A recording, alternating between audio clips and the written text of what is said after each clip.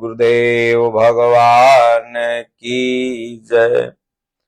बोलो जय सिया राम, जय जय सिया राम। बोलो जय गुरुदेवम, जय गुरुदेव।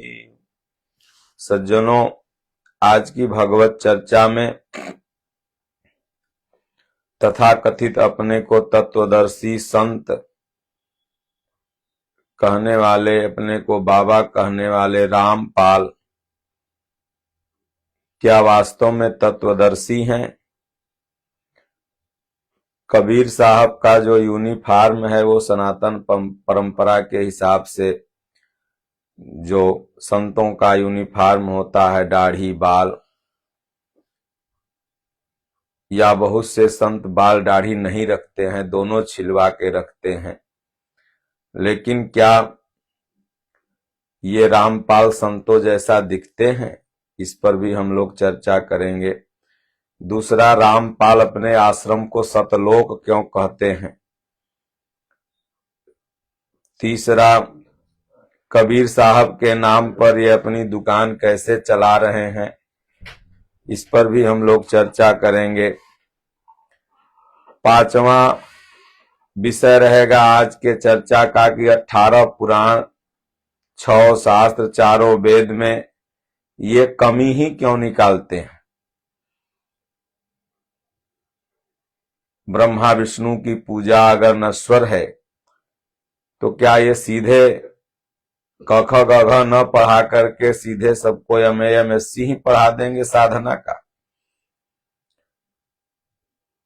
और ये बंदी छोड़ अपने आप को लिखते हैं, बंदी छोड़ रामपाल बाबा, तत्वदर्शी सदगुरु, पता नहीं क्या क्या। तो ये खुद बंधन में अभी बंधे हुए हैं, बाहरी दृष्टिकोण से संसार में गृहस्थ रूप में हैं, और ये जेल के भी बंधन में ये बंधे हुए हैं। तो ये बंदी छोड़ कैसे हो गए, इस पर भी हम चर्चा करेंगे। कबीर साहब ने विरोधियों पर आरोप, जब विरोधियों ने आरोप लगाया कबीर साहब पर, तो कबीर साहब मौन होकर के ईश्वर का अपना ध्यान किया। फिर कबीर साहब की विजय हुई, वो भी चर्चा हम आप लोगों को बताएंगे। कबीर साहब दूसरा गाल रोप दिए थे एक विदेशी द्वारा गुरु बनाने पर, तमाचा जब मारा, वो भी कहानी आपको बताएंगे। लेकिन ये तो पेट्रोल बम और तमाम अस्त्रों से इस सरकार से ही लड़ रहे थे। ये लोग फोर्सली अपनी बात मनवाते हैं क्यों भोली भाली जनता से? ये लोग बात बात में ये प्रमाण देते हैं कि इस पेज में ये लिखा हुआ है, इस पेज में ये संख्या, ये श्लोक संख्या। जिस कबीर साहब के आप अनुयायी हैं, वो कबीर साहब तो कहते हैं, मैं कहूं आखन की देखी, तू कहे कागज की लेखी, तुर मोर मनवा एक कैसे हो। वो तो प्रत्यक्ष अनुभूति बताते हैं, और आप इस पेज में ये लिखा हुआ है, इस पेज में वो लिखा हुआ है। भगवान क्या कोई पेज और बुक में है? वो तो अनुभव गम्य है। लास्ट में हम लोग चर्चा करेंगे कि ये लोग सेलिब्रिटी, जिन्हें पढ़ने का ज्ञान गंगा समय ही नहीं है, या जो गरीब हैं, जो प्रताड़ित हैं धर्मजीवियों के द्वारा, उनके पास ही ये जाते हैं और अपनी ज्ञान गंगा देते हैं, और वहां से फिर अपना फोटो खिंचा खिंचा करके कहेंगे कि ज्ञान गंगा जीने की राह बताती है। ज्ञान गंगा जीने की राह क्या बताएगी? उसको पढ़ोगे तो केवल लगेगा कि इसमें खाली विरोध लिखा हुआ है। तो चर्चा का हम लोग यहां से प्रारंभ करेंगे कि भाई तत्वदर्शी के लक्षण क्या होते हैं। क्या अपने आप को कोई भी अपने नाम के आगे तत्वदर्शी लिख लेगा तो तत्वदर्शी हो गया? वास्तव में तत्वदर्शी का संधि विच्छेद आप करेंगे तो तत्व मतलब होता है परमात्मा, क्योंकि दुनिया में जितने भी तत्व हैं वो सब नश्वर हैं। वास्तव में जो शाश्वत है वही तत्व है, वही परम तत्व है। और भजन चिंतन इंद्रिय संयम ध्यान के द्वारा गुरु के बताए हुए रास्ते पर चल करके जैसे उस भगवान को राम ने देखा, भगवान कृष्ण ने देखा, बुद्ध ने देखा, कबीर साहब ने देखा, उसी तरह जो दर्शन कर ले वही तत्वदर्शी है। और वो तत्वदर्शी ये नहीं कहता कि भगवान ऐसे हैं व वैसे हैं, वो बस आपको इतना ही कहेगा कि मैंने नाम जपा, सेवा किया, तुम भी करो, तुम भी तत्वदर्शी हो जाओगे। एक भगत था, वो कहे हमको भगवान को दिखा दीजिए। महात्मा ने कहा भगवान दिखाने की वस्तु नहीं है। जिद करने लगा तो महात्मा एक ढेला मार दिए, उसका माथा फूट गया। वो गया राजा के पास, शिकायत कर दिया। राजा ने महात्मा को बुलाया, बोले महाराज आपने इसका माथा फोड़ दिया।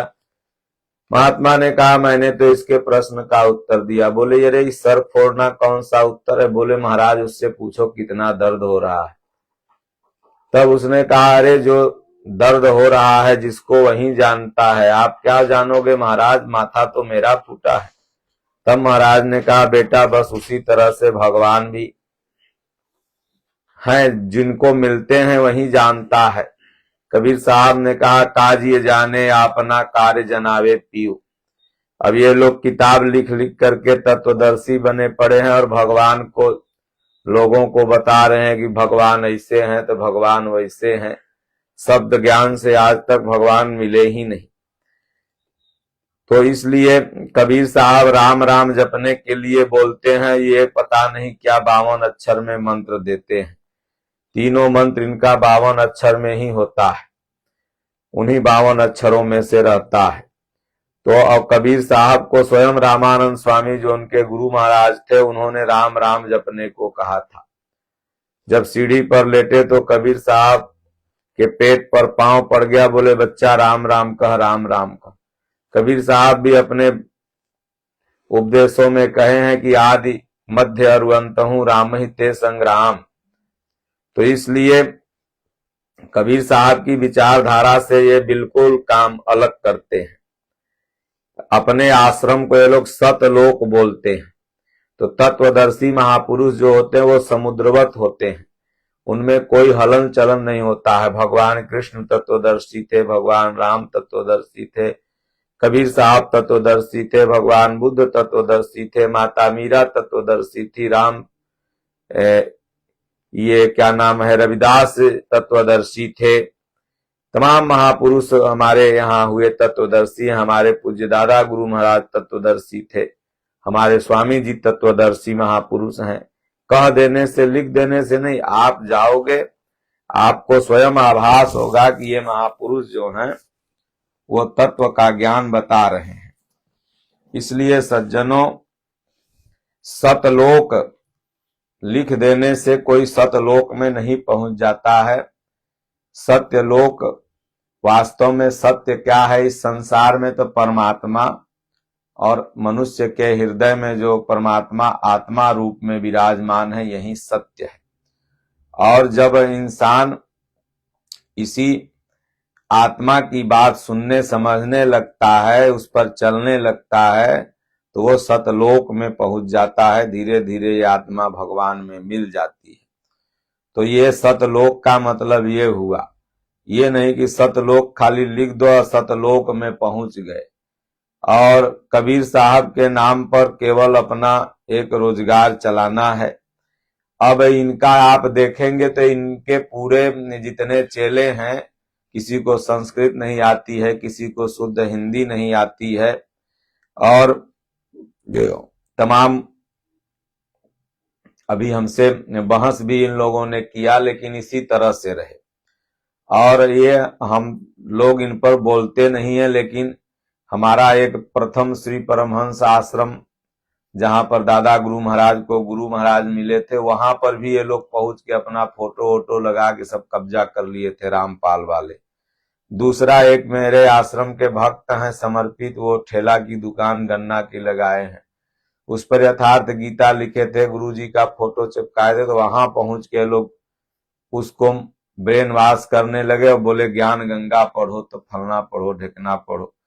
अब वो बेचारा हमें फोन किया, जब हम इनको समझाते हैं तो इनका ज्ञान नगण्य है, ये बस केवल फोर्सली। अरे भाई आप जाओ कहीं सत्संग करो, 500 आदमी जुटे, 200 आदमी जुटे, उसमें से आपके विचार से 10-5 प्रभावित हों, आपके पास जाएं अलग बात है, लेकिन ये फोर्सली, कबीर साहब किसी को फोर्सली अनुयायी नहीं बनाते थे।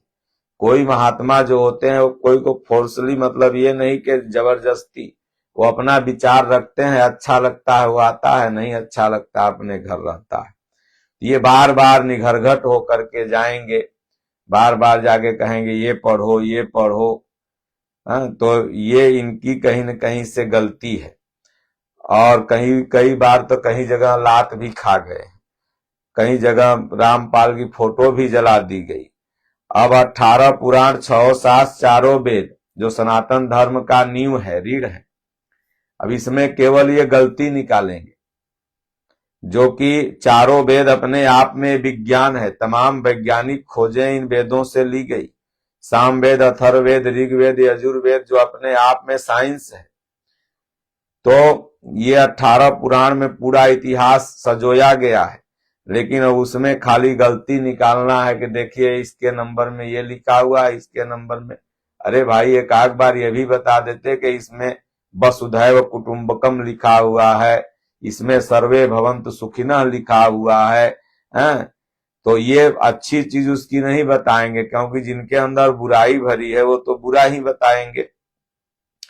तो उसके बाद क्या नाम है कि ये ब्रह्मा विष्णु शिव को भी कहते हैं कि नश्वर है, इसलिए उनकी पूजा मत करो। अरे तुम क्या कहते हो, ये तो रामायण और गीता पहले ही कह चुकी है, या ब्रह्म भूना लोका पुनरावर्तिनो अर्जुन। ये तुम क्या दुनिया को बताते हो, ये गीता तो पहले बता दी, और गोस्वामी तुलसीदास जी भी पहले ही कह देते हैं कि भाई ब्रह्मा विष्णु महेश सब भगवान के अधीनस्थ हैं। ब्रह्मा जी कहते हैं कि प्रभु की माया हमें बहुबार न चाहिए, इसलिए तुम प्रभु की ही शरण में जाओ। तो तुम कौन सा नया ज्ञान दे रहे हो ये बता करके। लेकिन हाँ, जो भी सनातन धर्म के देवी देवता हैं, आज एक वीडियो भेजा था, इसी रामपाल का कोई चेला था, वो सरस्वती जी के बारे में कह रहा था कि देखिए ब्रह्मा जी की पूजा करने लायक नहीं है, वो अपनी बेटी को ही रख लिए, और उसके बाद क्या नाम है इंद्र की पूजा करने लायक नहीं है, वो गौतम ऋषि की पत्नी के साथ दुर्व्यवहार कर दिया, तमाम इसी तरह से वो बोल रहा था उसमें। चलो हमने मान लिया तुम बाहरी दृष्टिकोण से देख रहे हो, इसका तो आध्यात्मिक अर्थ है कि बुद्धि ही ब्रह्मा है, और बुद्धि जब भगवान में लग जाती है तो जो वास्तविक विद्या है वो साधक के पास आ जाती है। लेकिन तुम्हारा जो गुरु है ये कौन सा बहुत बड़ा चरित्रवान है, तुम तो देवी देवताओं पर आरोप लगा रहे हो, लेकिन तुम्हारा गुरु तो अभी जेल में सड़ रहा है, और उसी का तुम नाम लेके कहते हो कि ऐसे नहीं ऐसे, ऐसे नहीं ऐसे। तो रामपाल तो अभी सजायाफ्ता है। तो इसलिए ये सब केवल विरोधी बातें बताते हैं, जिससे सनातन धर्म के मानने वाले लोग टूटे। एक तरह से इनको यह सेकेंड अगर ईसाई मिशनरी कहा जाए तो कोई गलत नहीं होगा। और तीसरी बात है कि क्या ये बंदी छोड़ है, जो खुद बंधन में अभी बंधा हो। कबीर साहब ने बड़ा सुंदर ढंग से कहा कि बंधे को बंधा मिला, छूटे कौन उपाय। छोड़ने वाला तो हाथ खुला होना चाहिए, तब तो एक दूसरे को मेरा भी हाथ बंधा है, आपका भी हाथ बंधा है, काम क्रोध लोभ मोह राग द्वेष में माया में, तो एक दूसरे को क्या हम छोड़ पाएंगे। यही तो एक राजा ने कहा कि भाई हमारे प्रश्न का उत्तर दो, तो उसने कहा, उसका बेटवा था, तो सबको राजा ने जब बंद कर दिया तो बेटवा बनारस था, बनारस से आया, बोले भाई राजा साहब आपके प्रश्न का उत्तर मैं दूंगा। शॉर्ट में मैं कहानी सुना रहा हूं, वीडियो लंबा हो जाएगा तो, लेकिन उसके पहले आपको हमको राजा बनाना होगा। तो राजा साहब बोले ठीक है, 1 घंटा के लिए तुमको राजा बना देते हैं। जैसे ही उसका बेटा राजा बना तो अपने बपुओं को बनवा दिया, एगो पिलर में, राजो साहब को पिलर में बनवा दिया। बाबू को बोला कि तुम खोल दो, और राजा साहब को बोला राजा साहब आप खोल दो मेरे बाबू को। तो दोनों ने कहा अरे भाई मेरा हाथ बंधा हुआ, हम कैसे खोल सकते हैं एक दूसरे को। तो बोले राजा साहब, तो जो प्रश्न आप पूछ रहे हैं, ये प्रश्न तो कोई तत्वदर्शी महापुरुष से जाके पूछोगे तब तो बता उत्तर मिलेगा। हमारे बाबुओ जी साया साड़ी ब्लाउज गृहस्थी में पूजा पाठ करके कमा खिला रहे, उनको हाथ बंधल है और आप भी माया में बंधे हुए हैं। तो जो बंधन मुक्त है, तो खाली ये तत्वदर्शी लिख देने से या बंदी छोड़ लिख देने से कोई थोड़ी हो गया वो बंदी छोड़ वो बंधन से मुक्त करेगा। क्योंकि हमारा शास्त्र कहता है कि गुरु ने प्रभु ने जन्म दियो जगमाही, गुरु ने आवागमन छुड़ाही। गुरु जो होते हैं वो आवागमन छुड़ाते हैं, बंधन मुक्त करते हैं। तो जो गुरु होते हैं वास्तव में, तो इसका बेस तो पूरा गृहस्थ जैसा है, पैंट शर्ट पहनना, दाढ़ी मूछ छिलवाना, बाल रखना। अरे भाई तुमको अगर दाढ़ी मूछ छिलवा करना तो ऊपर से बालों छिलवा लो, कम से कम आधा तो संत जैसा दिखता। क्योंकि यूनिफॉर्म बहुत जरूरी है। भगवान भी आए तो यूनिफॉर्म में थे, संत यूनिफॉर्म होते हैं, पुलिस यूनिफॉर्म होती है। कोई भी ड्रेस कोड में रहता है, ड्रेस कोड में नहीं रहेगा पुलिस लात खा जाएगा। कहीं भी वर्दी में रहता है लोग तो उसका इज्जत करते हैं, डरते हैं। तो कोई ड्रेस भी नहीं है कि संत हम मान पाए। कबीर साहब का अगर बात लेते तो कबीर साहब की भी वेशभूषा संतों महात्माओं जैसी थी, बाहरी दृष्टिकोण से, और आध्यात्मिक में तो महापुरुष तत्वदर्शी थे कबीर साहब। तो कहते हैं कि भाई कबीर साहब दूसरा गाल रोप दिए थे। ये लोग तो बात करेंगे तो आप लड़ेंगे, पूरा एकदम विरोध करेंगे। कबीर साहब ने कहा किसी का न विरोध करो न समर्थन करो, जो सत्य है वो समाज के सामने रखो। तो खाली इनको बस एक ही काम है कि भाई सुबेरे से लेके शाम तक बस सनातन धर्म का विरोध करना। ये इस्लाम का एक बार भी विरोध नहीं करेंगे और ईसाई धर्म का एक बार भी विरोध नहीं करेंगे, क्योंकि ये दोनों में से ही निकला हुआ एक संगठन है। ये इन्हें केवल बस हिंदू धर्म में, सनातन धर्म में ही बुराइयां नजर आती है। तो ये लोग बार बार प्रमाण मांगेंगे कि कौन पेज में लिखा हुआ है, कौन अध्याय में लिखा हुआ है, कौन पन्ना में लिखा हुआ है। अरे भाई भगवान के जानने की विधि क्या ये पेज में किताब में अगर होती तब तो सब जान जाता। बड़े बड़े बुद्धिमान अब तक खरीद लिए होते भगवान को और फीस लगा के बैठ जाते। भगवान को तो जो देखा सो कहा नहीं, कहा सो देखा नाहि। रहीमदास जी कहते हैं कि रहीमन अगम बात यह कहन सुनन को नाहि। जो देखा उसने कहा ही नहीं और जो कहा उसने देखा ही नहीं। जो कहता है कि बहुत से लोग कहते हैं आओ ध्यान धरो, कोई कहता है कुछ, कोई कहता है कुछ, कोई कहता है आओ मेरे पास मैं मुक्ति दे दूंगा। समझ लो कि वो कुछ नहीं जान रहा। जो देने वाला है वो कुछ कहता ही नहीं। उसके पास भगवान की कृपा होगी, तुम अपने पहुंच जाओगे। आजकल सनातन धर्म में भी है कि लोग भीड़ देख के गुरु बनाते हैं, पंडाल देख के गुरु बनाते हैं। इनके पास बड़ी सेलिब्रिटी जा रही है, बड़े लोग जा रहे हैं,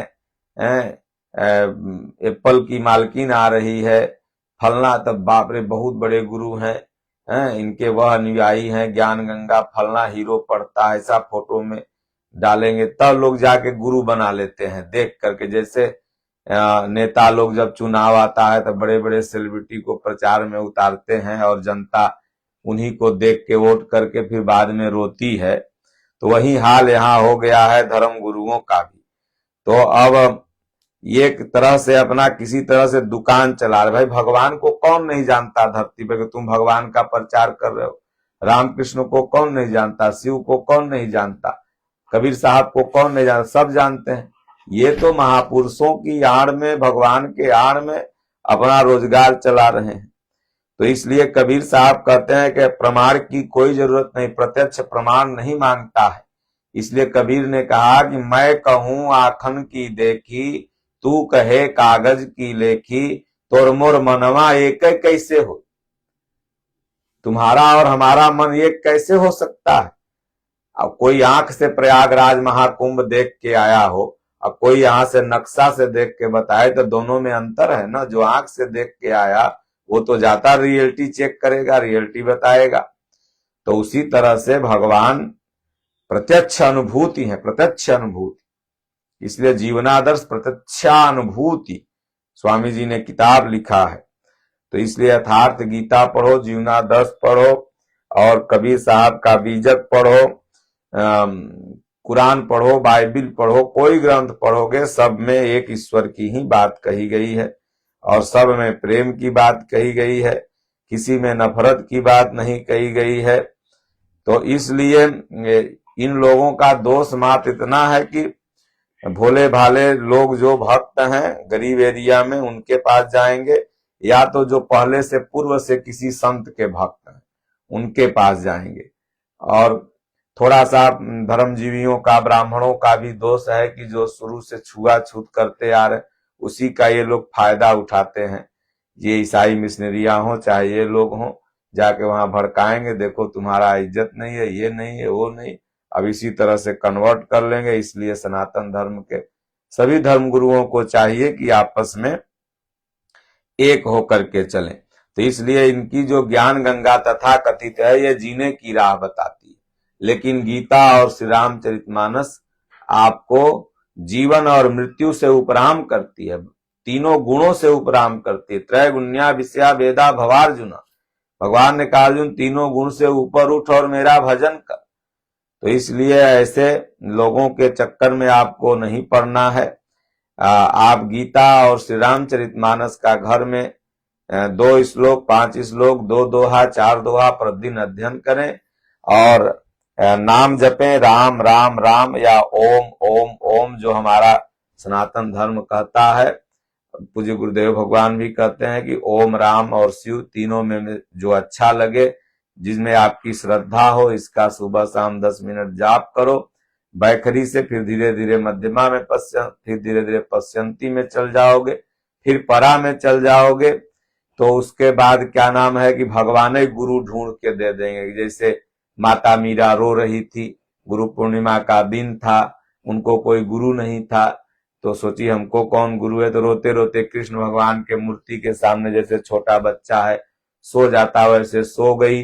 तो उसी समय अनुभव में भगवान कृष्ण आए स्वप्न में, बोले तुम रो क्यों रही हो, कल जिस सुबह संत का दर्शन होगा वो तुम्हारा गुरु होगा।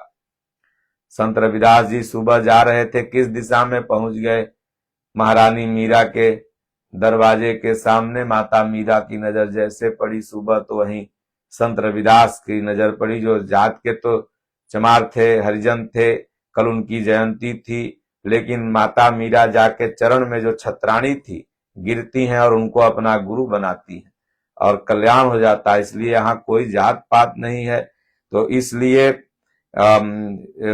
कबीर साहब ने कहा कि भाई निगुरा जो होता है वो एक निगुरा के शीश पर लख पापिन कर भार। तो इसलिए गुरु तो बनाना जरूरी है। गुरु बिन भवनित तरह न कोई, जो बिरन शंकर सम होई। लेकिन भगवान से कहो, क्योंकि हम और आप अगर गुरु बनाएंगे तो अपने बुद्धि से बनाएंगे। अब भगवान से कह देंगे तो भगवान तो जान रहे हैं कि मेरे स्वरूप में अभी कौन स्थित है, स्वप्न दे देंगे। जैसे माता सीता को स्वप्न में आ गया कर पुस्तक दुई विप्र प्रवीणा, हमारे स्वामी जी को स्वप्न में आ गया कि अनादिकाल से जैसे महापुरुष होते हैं वैसे परमहंस जी महापुरुष हैं। कृष्ण भगवान का मुकुट उनके सिर पर, बांसुरी उनके सिर पर। तो स्वामी जी ने समझ लिया कि वो मैं कृष्ण जी का मूर्ति देखता हूं, और कृष्ण के स्वरूप में स्वयं दादा गुरु महाराज बैठे हुए हैं। रामकृष्ण परमहंस जी, स्वामी विवेकानंद जी को अनुभव में आ गया कि ये तो काली की पूजा झूठ मूठ के लिए लोगों को कहते हैं, तो स्वयं काली के रूप में बैठे हुए हैं। तो इसलिए भगवान गुरु ढूंढ के देते हैं, गुरु बनाया नहीं जाता है। तो गुरु करे जान के, पानी पिए छान के, रास्ता चले देख के, हम लोग न किसी के विरोधी हैं न समर्थक हैं।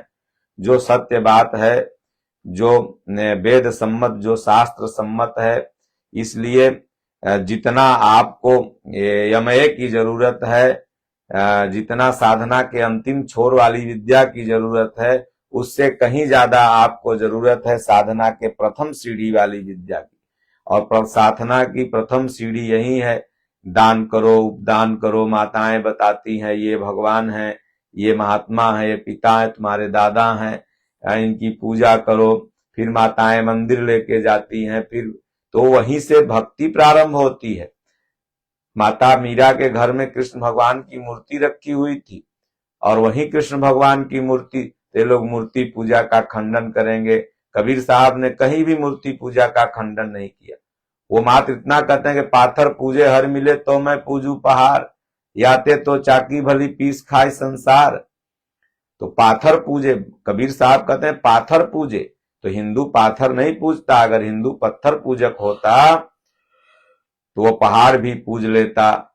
नेता की पत्थर की मूर्तियां, हीरो हीरोइन की पत्थर की मूर्तियां बैनर में लगी रहती हैं, या चौक चौराहों को उसकी भी पूजा करता।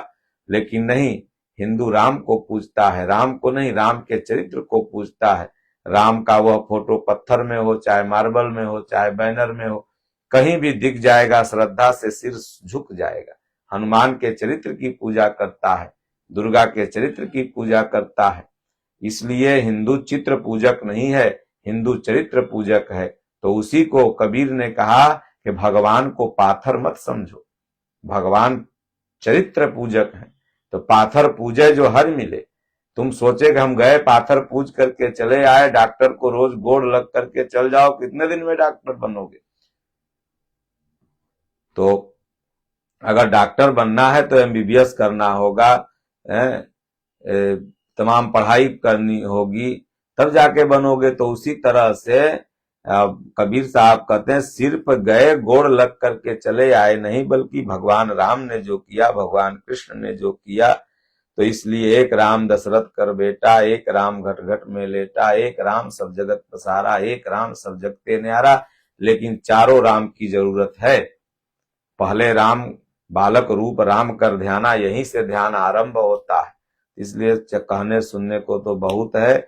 इसलिए ढोंगा पंथियों से, जो खुद अभी बंधन में है, जो खुद अभी सजायाफ्ता है, ये आपको क्या छुड़ाएगा। इसलिए जितने भी हमारे परमहंस आश्रम के भक्तगण हैं, उनसे निवेदन है कि ऐसी बातों पर ध्यान न देते हुए आप न उनसे तर्क करें न कुतर्क करें।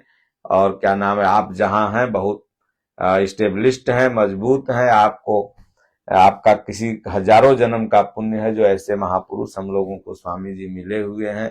तो इन लोगों के भ्रम के चक्कर में नहीं पड़ना है। या जितने भी सनातन धर्मी हैं, जहां जिसकी आस्था है, वो खूब भजन भाव करें और भगवान से कहें कि हमें प्रभु गुरु ढूंढ के दे दें। तो भगवान ही गुरु ढूंढ के दे देंगे। जैसे हमारे दादा गुरु महाराज को आकाशवाणी की इस मंदिर में तेरे गुरु महाराज बैठे, गए तो अंदर पूज्य सत्संगी महाराज जी बैठे हुए थे। जिस मंदिर को इन लोगों ने कब्जा कर लिया था, वहां के बाबा को ब्रेन वॉश करके वहीं रामकोला में। तो इसलिए गुरु मिल गए, कल्याण हो गया। दादा गुरु महाराज अपना कल्याण किए, आज न जाने कितने शिष्य उनके शरण में तर गए। पूज्य गुरुदेव भगवान जैसे महापुरुष उनके शिष्य हुए, आज उनके शरण में करोड़ों लोग ज्ञान से नहा रहे हैं, आप प्लावित हो रहे हैं। इसलिए खूब यथार्थ गीता पढ़ें, बांटें, लोगों को दें, पढ़ने के लिए प्रेरित करें। 5 श्लोक अवश्य सुबह शाम पढ़ें। बोलिए श्री सद्गुरुदेव भगवान की जय, राजा रामचंद्र भगवान की जय। ओम नमः पार्वती पतये, हर हर महादेव, बाके बिहारी लाल की जय। स्वामी दीनानाथ परमहंस भगवान की जय। हरि ओम। शांति शांति शांति।